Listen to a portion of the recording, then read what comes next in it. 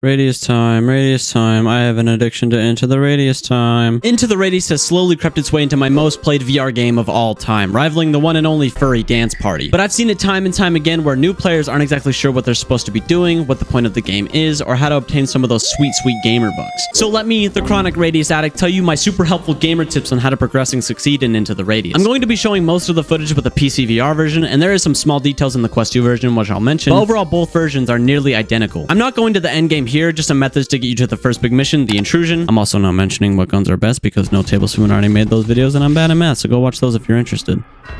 But first,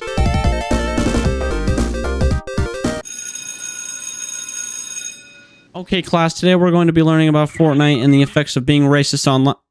Billy, please pay attention. Sorry, Mr. Viewie.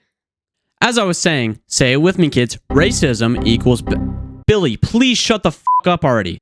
Sorry, Mr. View. Wait a minute. You know what? Nah, f*** you. I'm a 4th grader. I'm a grown-up and I'm a part of Viewie's Hot Gamer Club. So I'm going to f*** some bitches in the metaverse, dude. Go chat with my friends also known as Benjamin, Cammy, Chat Biscuit, Dark Clouds, Lunaress, Only Mints, Psionicom, The Russian Reject, and Vexy.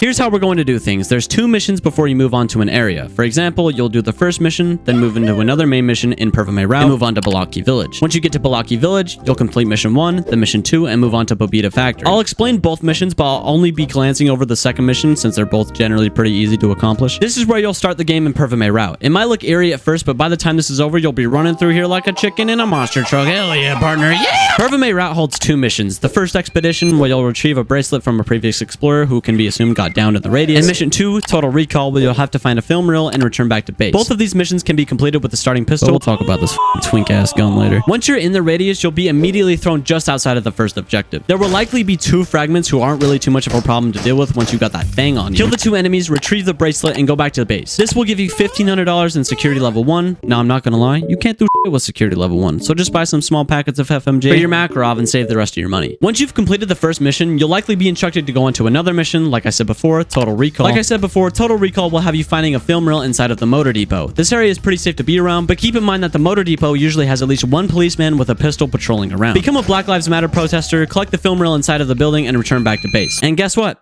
That's the entirety of the main missions in Pervame. Unfortunately, this means you'll have to move on to Balaki Village, but nonetheless, you should have roughly around $3,500 and not too much to spend it on. But don't leave just yet. Pervame Route can have more profit than some guy on Reddit telling you to invest in the latest shitcoin. The motor depot, train station, entrance to Pobita, and this random f***ing house, I don't know what to call it, all have valuable loot that will help you afford better things. Just to keep in mind, especially with the Makarov, that armed guards will be here and will attack. Be alert, be cautious, be the guy with the gun. We're not doing that again.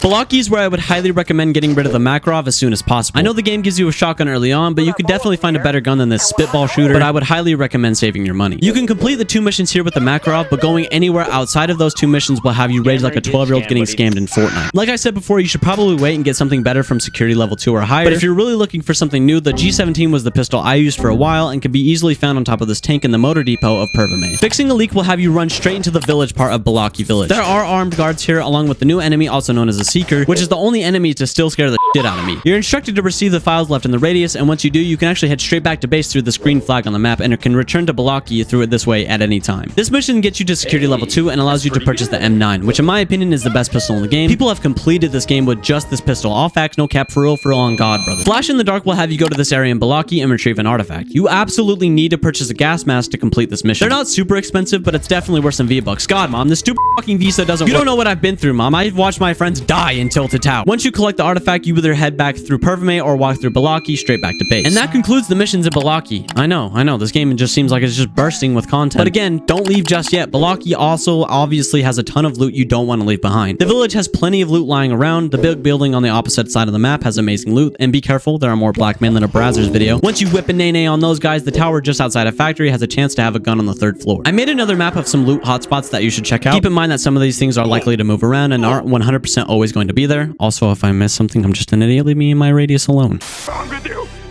We're a family!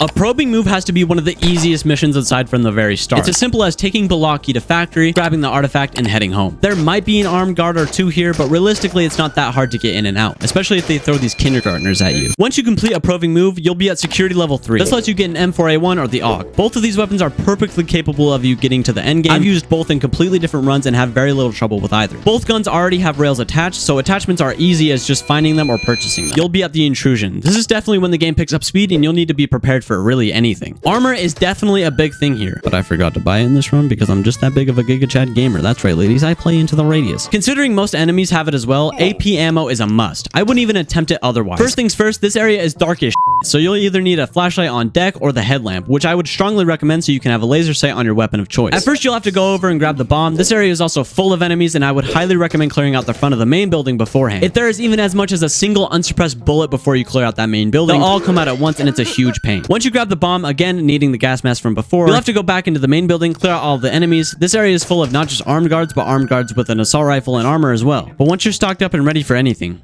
the intrusion is ready to begin.